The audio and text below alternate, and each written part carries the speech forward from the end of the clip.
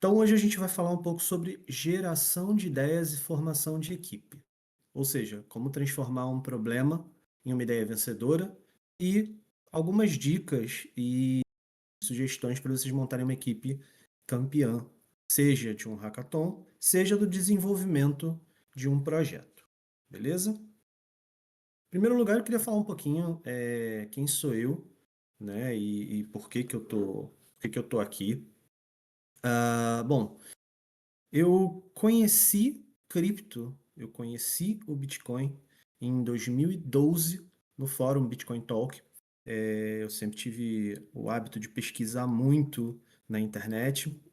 Na época, eu participava de programas como o SETI, que é um programa dos Estados Unidos, na verdade, não dos Estados Unidos oficialmente, mas é um programa para onde você compartilhava poder computacional para ajudar a pesquisa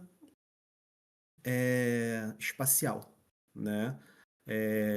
Um projeto que buscava sinais de inteligência fora da Terra, né? Então, isso estimulava muito a minha curiosidade, então eu entrava nos fóruns, pesquisava, procurava saber como é que funcionava, e aí nessas buscas eu acabei caindo no Bitcoin Talk em 2012. Achei muito interessante, sempre fui apaixonado por comunicações, por criptografia, por todo esse tipo de tecnologia que fosse a prova de apocalipse, vamos dizer assim. Então, desde o início eu fiquei apaixonado pela ideia central do Bitcoin e da blockchain como um todo.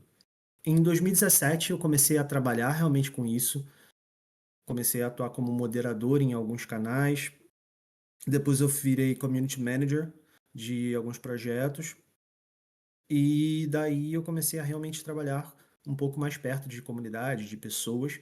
Em 2020 eu comecei a trabalhar com hackathons numa empresa chamada Taikai, que é uma plataforma de hackathons que muitos de vocês já devem ter usado. E com o pessoal da Taikai, eu participei da organização de mais de 150 hackathons até agora, ao redor do mundo. Em 2023, eu comecei a me envolver um pouco mais. Quando a gente está organizando um hackathon, a gente passa a ter muito contato com os projetos que nascem desses hackathons, né? A gente vê muitas ideias se tornando realidade, a gente atua muitas vezes até como mentor ou como jurado nesses hackathons, não só na parte de organização, e acaba tendo um contato muito próximo com os projetos que saem desses hackathons. Eu sempre falo que tem muito projeto bom nascendo de hackathon que evolui para projetos de uso de verdade, que estão por aí, que estão no mercado e muitas vezes nasceram, entre aspas, né, despretensiosamente durante um hackathon. E isso naturalmente evoluiu para uma aproximação maior com startups.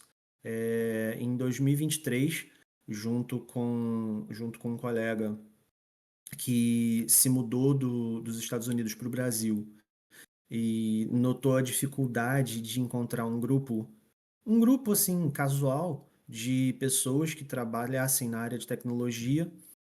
E aí nasceu a ideia de um grupo chamado Rio Tech, que é um encontro, um happy hour no Rio de Janeiro, que está ativo desde fevereiro de 2023 e até agora só teve, e acontece de 15 em 15 dias, né, sempre às quartas-feiras, e até agora só teve uma quarta-feira que não teve evento nesse tempo inteiro, né? A gente já teve gente, a gente já organizou alguns eventos com apresentação de projetos, a gente já participou de outros eventos durante semanas importantes de tecnologia e além disso, a gente começou a desenvolver alguns eventos para apresentar startups. E eu, pessoalmente, eu moro na Argentina hoje e participei de um evento chamado Founder School, que foi uma escola de aceleração, né, de startups. Muito bacana e é isso. Então, eu queria começar primeiro aqui fazendo uma pergunta para vocês sobre o que que vocês acham que é o mais importante, né? O que que vem primeiro quando a gente fala de um projeto ou de uma startup? A ideia, a equipe ou os dois? Quero ver vocês aí nos comentários. Quero escutar o que que vocês têm para falar. O que que vocês acham que vem primeiro? Ideia, equipe ou os dois? Ideia, os dois, ideia. Boa, boa, tá bem dividida, tá bem dividida. E a resposta não é nenhuma das três, a resposta é depende. Por que depende? Bom, eu vou falar um pouco sobre isso durante a aula, mas depende de várias coisas, né? Depende por quê? Porque às vezes você tem uma equipe muito legal, mas a ideia não vem. Às vezes você tem uma ideia muito boa, mas a equipe não tá junto. Então, a verdade é um grande depende. Então, vamos lá. Primeira coisa, onde nascem boas ideias? Ou seja, como é que a gente consegue pensar em algo para desenvolver? Primeira coisa, a gente observa o nosso entorno, né? A gente percebe no nosso dia a dia o que que a gente acha que dá para melhorar, ou o que que é um problema que você passa e não tem uma solução clara ou uma solução já desenvolvida, né? Não sei, por exemplo, você mora numa cidade grande e que tem muito trânsito e você precisa saber em tempo real que hora chega o seu transporte, o seu ônibus, o seu metrô, antes de você chegar, por exemplo, na plataforma do metrô, para você de fato saber o que que vai te levar mais rápido para um lugar, né? Um aplicativo que resolva isso é uma solução de um problema, é uma ideia. Além dessas dores reais, né, além do problema do dia a dia, muitas vezes a gente tem paixões pessoais, ou seja, a gente quer resolver alguma coisa que incomoda de verdade. Um exemplo disso é um, é um aplicativo que tem no Brasil e tem a mesma ideia em outros lugares, que é um aplicativo de, entre aspas, resgate de comidas. Ou seja, um restaurante fez comida para o almoço, né? Se programou para o almoço, mas naquele dia vendeu menos e aquela comida não vai ficar com a mesma qualidade para ser vendida no dia seguinte. Então, no final do dia, você pode resgatar um prato ou resgatar um pão de uma padaria que não vai ficar bom para o dia seguinte com um desconto, né? Essas ideias nasceram da vontade das pessoas de diminuir o desperdício de comida, né? Alguma coisa que estava incomodando, que é a quantidade de desperdício, e daí nasceu essa ideia desse tipo de aplicativo. Uma outra questão, um outro ambiente para essas ideias nascerem é quando você usa do seu próprio background para pensar em novas soluções para alguns problemas. Por exemplo, uma das minhas áreas prévias de formação é a contabilidade. Pô, como é que eu posso usar a tecnologia para melhorar algum processo da contabilidade? E daí vem. Tem gente que trabalha na área de fotografia e aí pensa, poxa, sei lá, registro de direitos autorais de imagem. E aí pensa numa solução para isso, que envolva, por exemplo, blockchain. Por aí vai, né? Você pega áreas que aparentemente não têm nada em comum e junta essas áreas na, na elaboração da solução de algum problema. E por último, é a serendipidade. O que é serendipidade, Derek? Nunca ouvi falar nessa palavra. Bom, serendipidade é você ter ideias aparentemente que vêm do nada, né? O momento eureka, vamos falar assim. E como é que isso nasce? É você se expondo, né? Você andando, indo a eventos, conversando com pessoas, e de repente você pensa numa coisa que você não procurou, né? Isso nasce de repente, isso aparece muitas vezes nas conversas que você tem com outras pessoas, que não tem nada a ver com o que você estava originalmente pensando, ou às vezes você não estava nem pensando em nada, e essa ideia nasce, entre aspas, né, ao acaso. Tem alguns exemplos sobre isso, né? Mas um dos exemplos assim que eu consigo lembrar de cabeça foi o Tesla, o Nikola Tesla, que analisando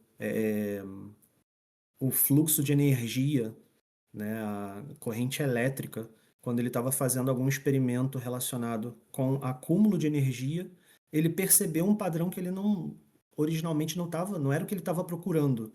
E aí ele, a partir daquilo dali, desenvolveu a ideia da corrente alternada.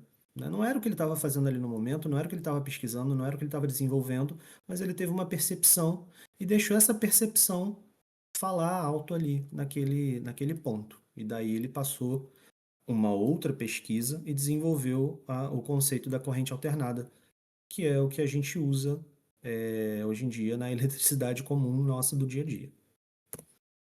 Bom, agora muita gente às vezes pergunta sobre, mas a minha ideia é ruim, a minha ideia não é lá essas coisas. Então, uma boa ideia, eu até coloquei isso aqui, né? Uma boa ideia não nasce boa. Às vezes ela não nasce nem como uma ideia. Muitas vezes você não está nem pensando naquilo ali como uma solução de um problema, mas você percebe que, putz, dá jogo, funciona, né?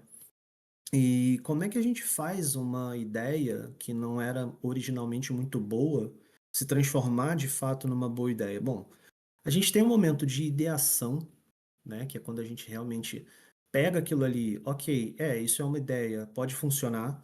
A gente faz a prova de conceito, POC, para ver se aquilo ali de fato pode ser algo que se torne um projeto, que se torne uma solução, que se torne uma empresa. A gente, depois de desenvolver isso, a gente vai iterar, ou seja, a gente vai pegar aquelas informações que a gente conseguiu com a prova de conceito, as opiniões, os feedbacks, e a gente vai melhorar essa prova de conceito. E aí depois a gente vai repetir. É sempre um processo de repetição. Eu não vou entrar muito nessa parte da iteração propriamente dita, porque isso vai ser tema da aula do Barba, é, hum, que é 2 aulas daqui para frente, né? Então, se eu começar a falar sobre isso, vai complicar para o meu lado, que eu vou entrar na área dele. Mas tá, beleza. Então, como é que a gente tem essas informações? A gente conversa com as pessoas que a gente está desenvolvendo, a gente conversa com as pessoas que ajudaram a gente a pensar nessa solução. A gente faz testes, vários, diferentes testes para várias coisas. A gente pega o feedback, sempre. Feedback é uma palavra mais importante que tem. E, eventualmente, a gente pensa que, não é bem isso, e pivota. Isso é super normal, acontece. Às vezes você acha que uma ideia é muito, muito boa, mas na verdade ela é muito, muito boa na sua cabeça e tá tudo bem, né? Pivota, porque às vezes não é bem aquilo, ou às vezes não é bem para aquele momento, né? Às vezes tem isso também, né? Você tem uma ideia muito boa, mas que ainda não está no momento dela. Agora, sobre gerar ideias, né? Como é que a gente gera uma ideia? Como é que a gente pode facilitar o nascimento de uma ideia? Bom, primeira coisa e a mais fácil é fazer um brainstorm, né? Juntar uma dupla, um trio, um grupo de pessoas e simplesmente deixar essas opiniões, esse fluxo seguir.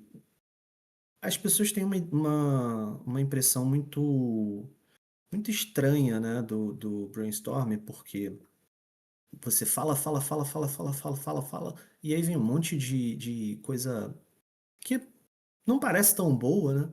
Mas você, quando libera esse fluxo criativo, é desse momento que você às vezes consegue ter uma ideia realmente interessante, né? Então, o brainstorm ele é um momento sem filtro. É você parar, sentar, ou numa chamada, enfim, e deixar realmente as ideias brotarem da cabeça e sem restrição, sem nada, e aí depois, num segundo momento, você avalia aquilo ali e vê, pô, isso daqui faz sentido, isso aqui não faz sentido. Sempre com muita pesquisa, né? Não é simplesmente, putz, tive uma ideia boa, mas, pô, ninguém quer isso, para que que eu vou gastar meu tempo fazendo? Então você avalia se tem mercado, avalia se tem, se faz sentido para o que você está participando. Por exemplo, um hackathon com o tema privacidade, às vezes você teve uma baita ideia para uma outra coisa e não se aplica naquele momento. Então não vale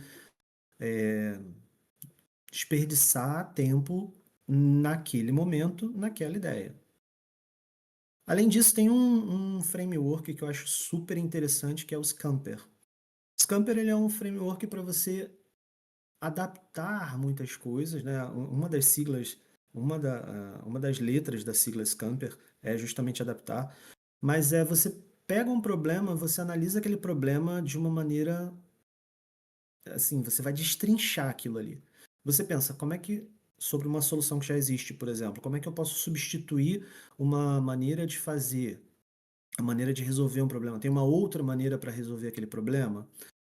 Você pensa depois em combinar alguma coisa que já existe, pode ser combinada com alguma outra coisa que já existe, ou uma coisa que já existe pode ser combinada com uma coisa que ainda não existe para resolver aquele problema de uma maneira mais prática, ou mais rápida, ou mais econômica.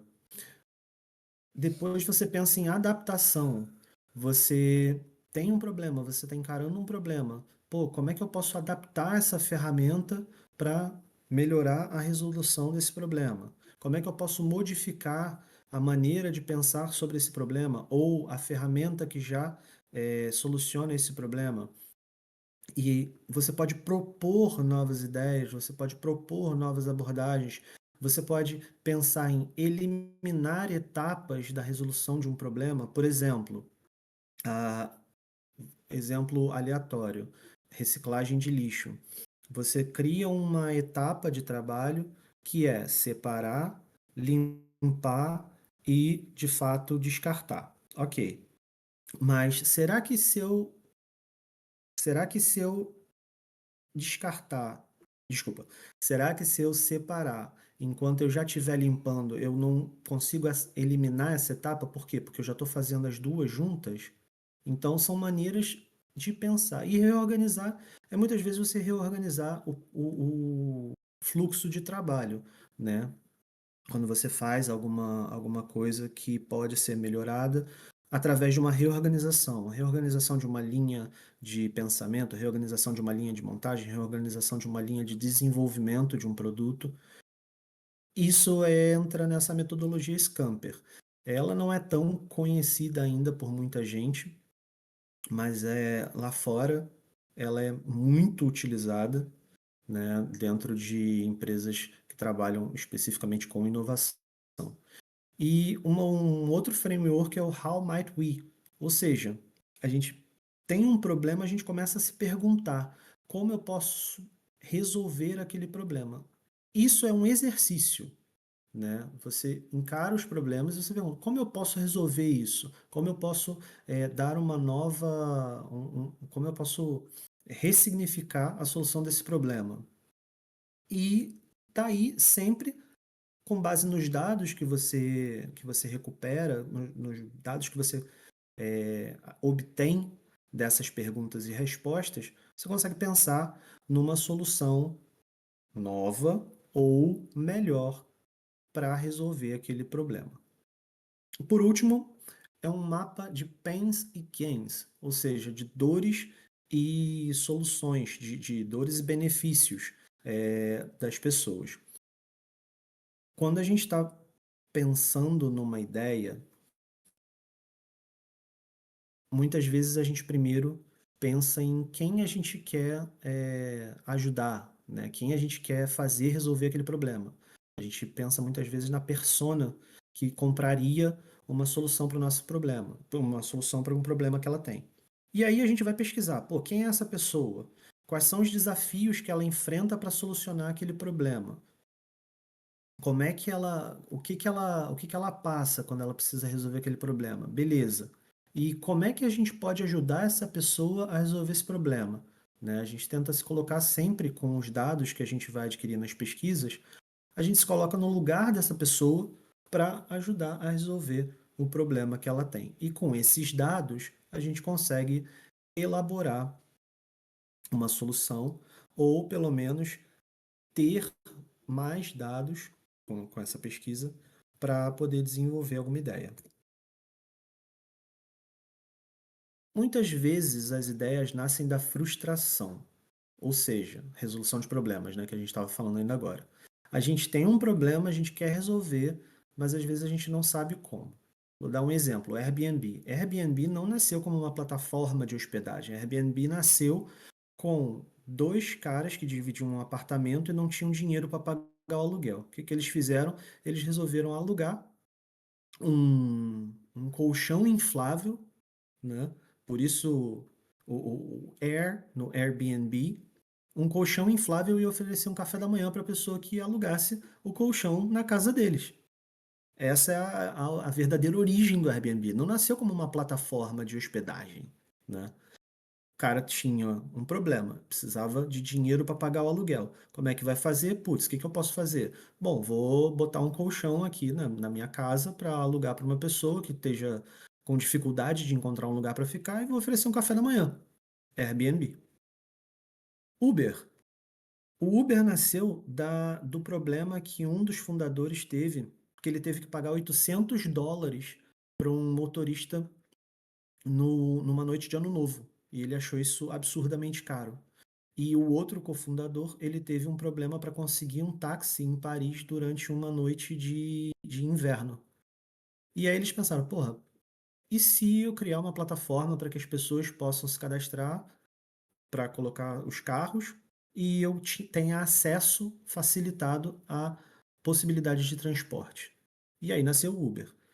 E essa última, a galera da programação conhece um pouco melhor, que é o IFTTT, ou If This Then That.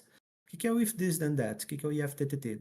É uma ferramenta de programação, ou melhor, de automação, que nasceu da sensação de dificuldade que algumas pessoas tinham em criar fluxos de automação. Tudo era sempre muito difícil, exigia um conhecimento de programação um pouco mais avançado. O IFTTT, ele é um fluxo de automação que basicamente é um fluxo modular, ou seja, são blocos de ações que você na interface do programa simplesmente empilha um sobre o outro e isso cria um fluxo de automação. Por exemplo, toda vez que eu receber um e-mail, eu quero que pisque uma luz inteligente que eu tenho na minha casa, que eu botei do lado do meu computador. E aí eu ligo essa automação e aí toda vez que cair um e-mail na minha caixa de entrada, essa lâmpada inteligente vai piscar. Isso é um exemplo. Ou um exemplo mais bobo.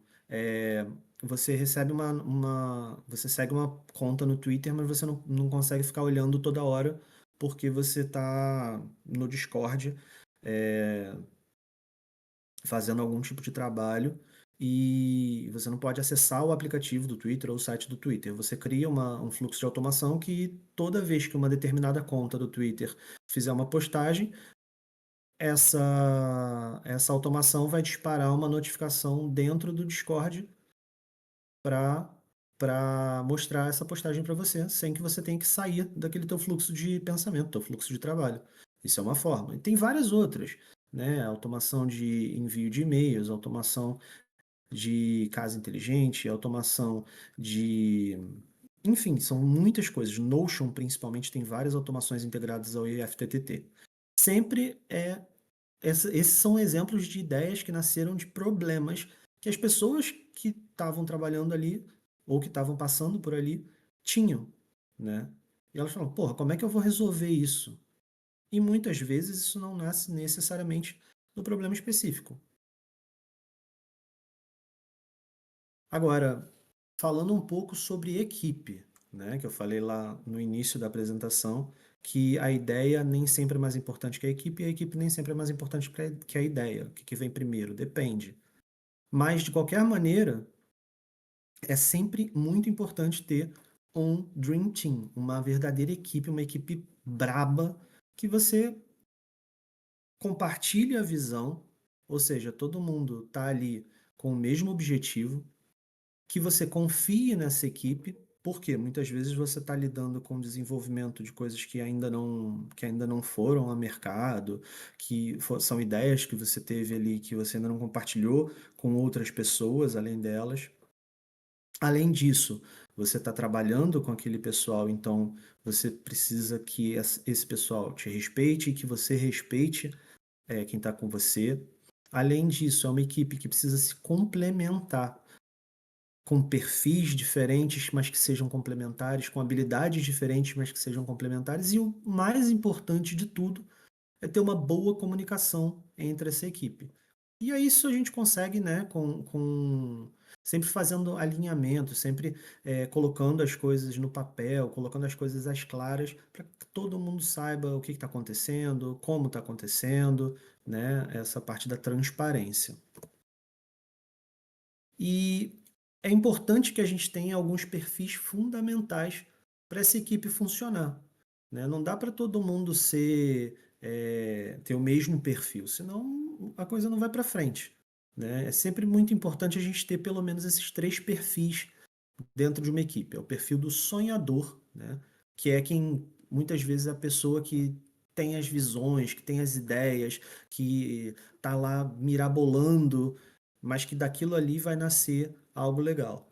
Tem o perfil de fazedor, ou seja, vai botar a mão na massa, tem as skills para fazer aquela ideia se tornar uma realidade, mas também, e talvez o mais importante, é o perfil realista, né? A pessoa que vai falar: ô, viaja não, não dá para fazer isso agora. Ou então, tá, a ideia é muito boa, mas não é o que a gente precisa nesse momento. É aquela pessoa que vai te chamar para a realidade, né? Que vai te ajudar a trazer a ideia, mas trazer a ideia de uma maneira que seja de fato realizável. E por isso é tão importante a gente ter esses perfis diversos, né? Se você pega sempre pessoas do mesmo ambiente, você vai ter sempre os mesmos pensamentos, as mesmas visões, os mesmos vieses que você, e isso pode não ser tão interessante, né? Porque com perfis diferentes, com visões diferentes, você consegue oxigenar a tua cadeia de pensamento, a tua cadeia de desenvolvimento. Agora, tem um ponto que é muito importante, que eu já vi muito projeto não ir para frente por causa disso, que são pessoas âncoras, né? O que são pessoas âncoras, Derek? Pô, aquela pessoa que quer ter todas as informações, quer controlar todas as etapas do desenvolvimento. Essa pessoa ela meio que faz um filtro entre, por exemplo, no hackathon, entre a organização do hackathon e a equipe que está participando ali, né?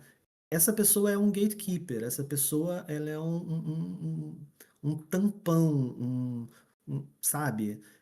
Isso é muito complicado. Por quê? Porque a informação, se ela não flui rápido o suficiente entre a equipe, você corre o risco de perder o timing do desenvolvimento de alguma coisa, perder inclusive gente que está ali porque não ficou sabendo de uma coisa importante que tinha para saber.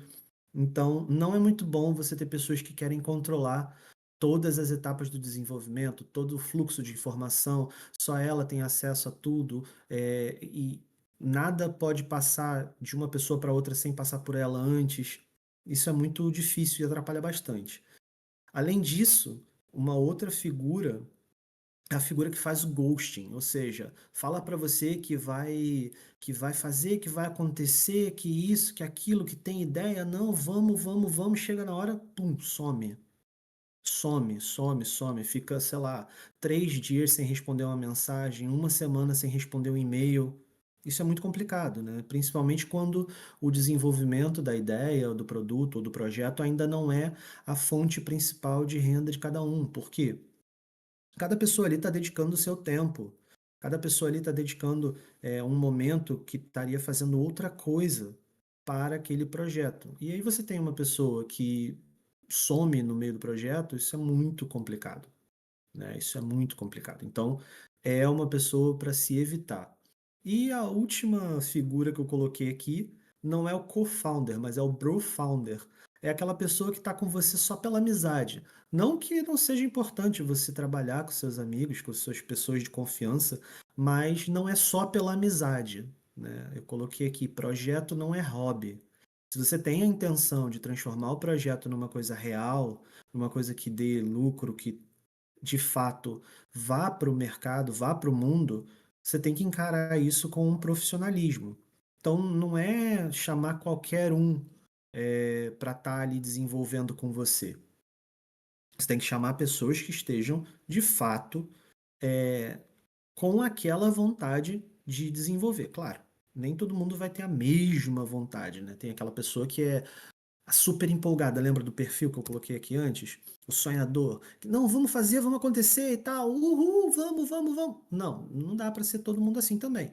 Mas também não dá para ser aquela pessoa que está só pela amizade.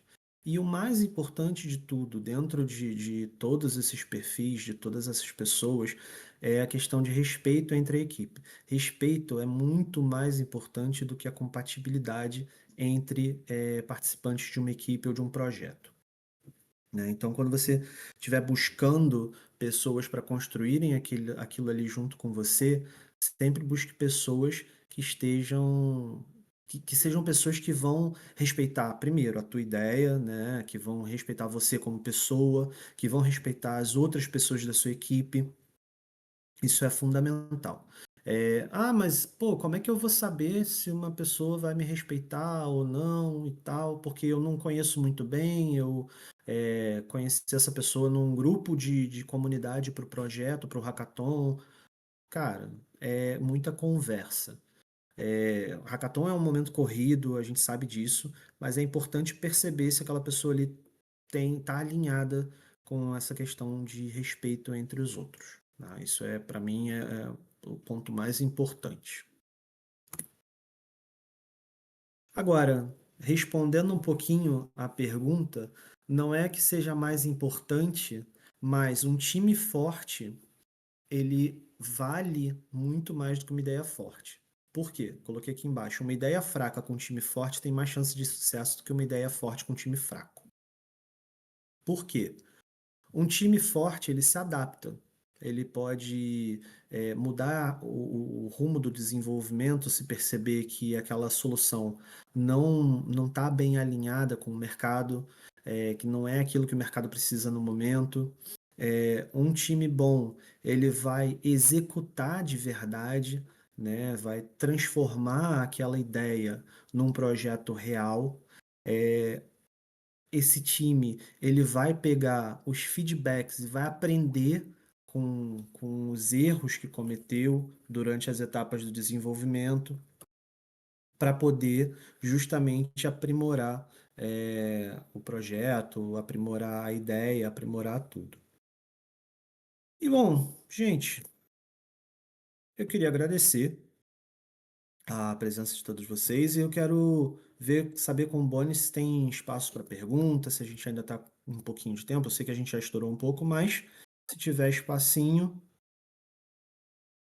Não, tá em casa, Derek. Se o pessoal quiser aí fazer perguntas, pode mandar aí no chat, ou se quiser pode subir aqui no palco. Foi uma aula, uma tremenda maravilha, aula aí. Tava, eu fiquei até escrevendo maravilha. um projeto, me veio até uma ideia aqui na cabeça.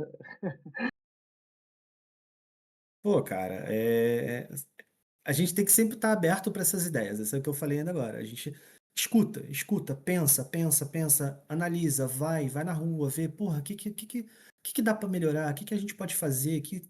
Como que não está funcionando? O que eu tenho capacidade de resolver? O que eu conheço quem consiga resolver? Então, esse é o caminho.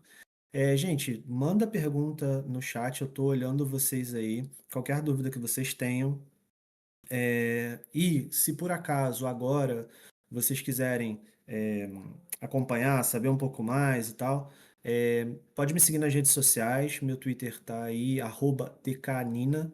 Meu Instagram, Derek com CK no final. E meu LinkedIn, Derek Nina. Fiquem à vontade.